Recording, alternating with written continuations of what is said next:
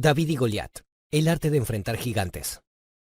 Ya probablemente habrás escuchado la historia bíblica del joven David, derribando al gigante Goliat con solo una piedra y una honda. La historia de David y Goliat, desde entonces, simboliza las batallas entre los más débiles y los gigantes. Lo que parecía imposible sucedió, y sucede con más frecuencia de lo que imaginas. En David y Goliat, Malcolm Gladwell reta nuestras creencias sobre nuestras debilidades y nuestra insignificancia, trayendo una interpretación nueva sobre lo que es ser discriminado y subestimado. Gladwell empieza por la historia real de lo que sucedió entre el gigante y el joven pastor hace tantos años, y prueba cómo David era, de hecho, el gran favorito. Gladwell compila en su libro hechos ocurridos en la vida de anónimos y famosos, que nos llevan a ver el favoritismo con otros ojos. Apoyándose en la historia, Gladwell nos hace cuestionar nuestras premisas y entender que no siempre el favorito para ganar es el que parece obvio. ¿Vamos a descubrir los conceptos fundamentales en esta historia en 12 minutos? Conoce tus debilidades y úsalas a tu favor. Vivek Ranadive era un inmigrante de la India en los Estados Unidos que nunca había entrenado equipos de básquet y sabía muy poco sobre el deporte. Aún así, aceptó el reto: entrenar el equipo de básquet femenino de su hija en la escuela. Para lograr superar este reto, él contó con un exjugador profesional llamado Roger Craig y su hija Rometra, que ya había jugado básquet en el colegio. Sin embargo, algo especial sucedió. La falta de conocimiento de Vivek sobre el básquet le dio al equipo una ventaja estratégica y permitió que ganaran el título de básquet colegial nacional en ese año. Con una visión externa, entendió las reglas del juego, pero no entendió por qué los equipos no eran capaces de defenderse de los otros equipos cuando la bola regresaba a la cancha después de una cesta. Él también sabía que su equipo no era tan talentoso como los demás, y por eso no podía competir de la forma tradicional. Por eso, su equipo marcaba a los oponentes de forma cerrada, presionando siempre, evitando que la bola volviese para el campo de defensa.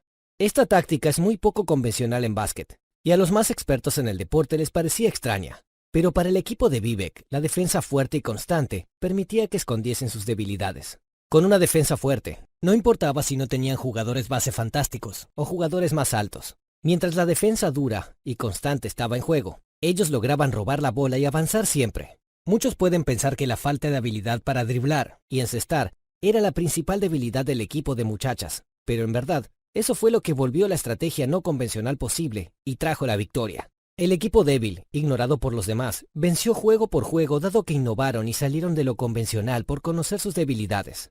Esa es la misma estrategia que David usó para vencer al gigante, y funciona. Eso deja claro que es necesario conocer nuestras debilidades y pensar fuera de la caja para poder crear una ventaja en nuestros conflictos improbables. Tener mucho de algo bueno puede ser un problema. ¿Ya escuchaste hablar de la curva U invertida? Es una curva en forma de montaña que describe la correlación entre tener mucho de algo y no tener lo suficiente. Gladwell conecta esta teoría al tamaño de los salones de clase en los Estados Unidos.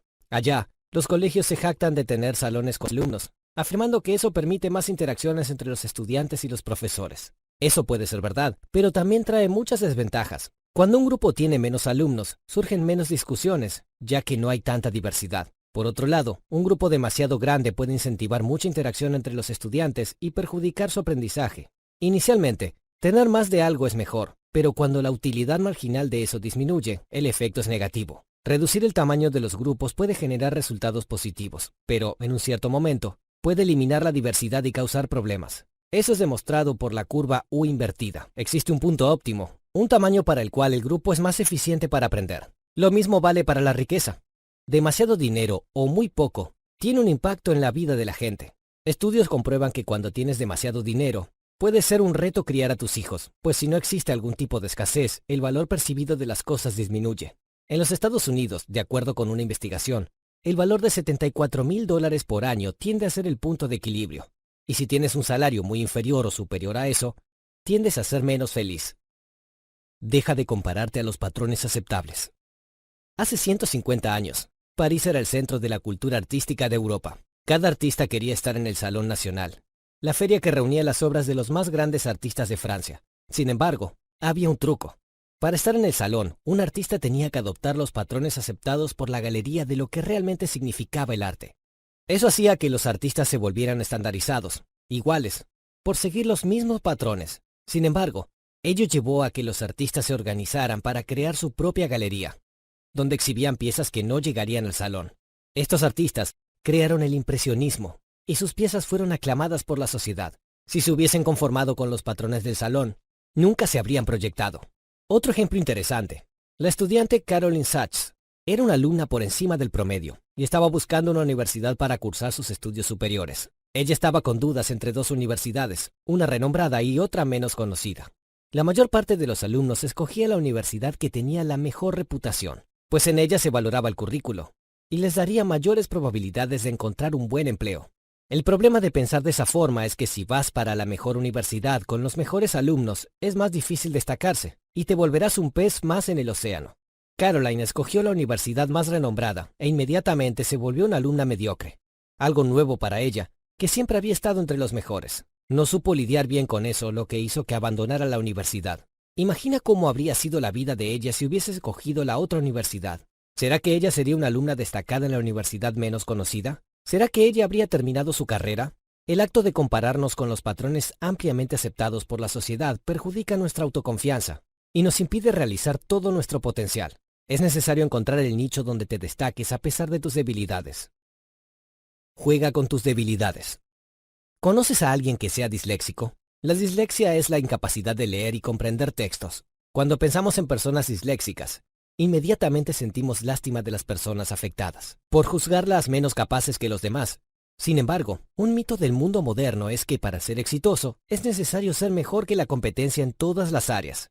No necesitas ser mejor en todo. Lo importante es ser mejor en las áreas críticas que te llevan a la victoria. El abogado David Boies era disléxico.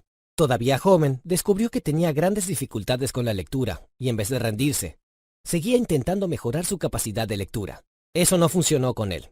Por otro lado, él sabía que tenía una gran habilidad para oír. Él escuchaba a las personas con gusto y grababa en su memoria todo lo que escuchaba. Esa era su gran fuerza. Él era especial para retener lo que escuchaba y eso le permitió ser exitoso. Varias personas con dislexia tienen esa misma cualidad y son exitosas superando la dislexia de esa forma. Gary Cohn, por ejemplo, era disléxico, pero él aceptó su debilidad y decidió buscar oportunidades en el mercado financiero, a pesar de que todos dudaban de él. Una vez, entró en un taxi con un broker de acciones, y en una hora lo convenció de que era muy exitoso como vendedor de acciones. El hombre cayó, y le dio la oportunidad de empezar en el mercado de acciones. El futuro le permitió crecer y volverse una de las mayores referencias en el mercado de acciones. Muchas veces, las cosas que aprendemos en momentos de necesidad, a pesar de nuestras debilidades, son más poderosas que las cosas que nos son fáciles. La perseverancia lleva al éxito.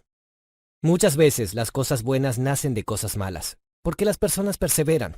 Durante la Segunda Guerra Mundial se descubrió que 3 cosas podrían suceder después de los bombardeos. Cuando la bomba acierta, las personas en ese terreno mueren y el enemigo es neutralizado. Cuando la bomba erra por poco, las personas en el área se asustan, entran en shock y empiezan a tener dudas sobre el futuro. Cuando la bomba pasa lejos, la gente celebra y se fortalece por no haber sido bombardeada. En el último caso, la gente se siente invencible y aumenta su confianza.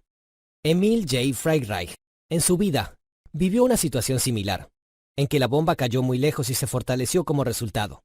La vida para él había sido difícil. Su familia había perdido todo con la Gran Depresión. Su padre se suicidó y su madre tenía un subempleo para sustentar a la familia. Jake analizó sus tristezas y frustraciones para volverse médico. Perseveró rumbo a un futuro improbable para alguien con una historia tan difícil. Como médico, parecía un poco grosero y no tenía mucha simpatía por los pacientes y sus familias.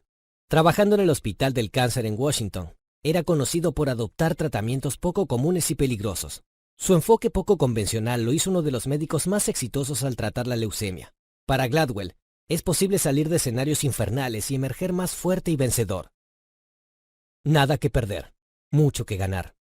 En 1963, una foto durante una protesta de estudiantes negros en Birmingham comenzó un movimiento. En la foto, se podía ver a un policía lanzando un pastor alemán sobre un joven estudiante para atacarlo. Esa historia tiene un origen interesante. Wyatt T. Walker era un activista más radical que Martin Luther King.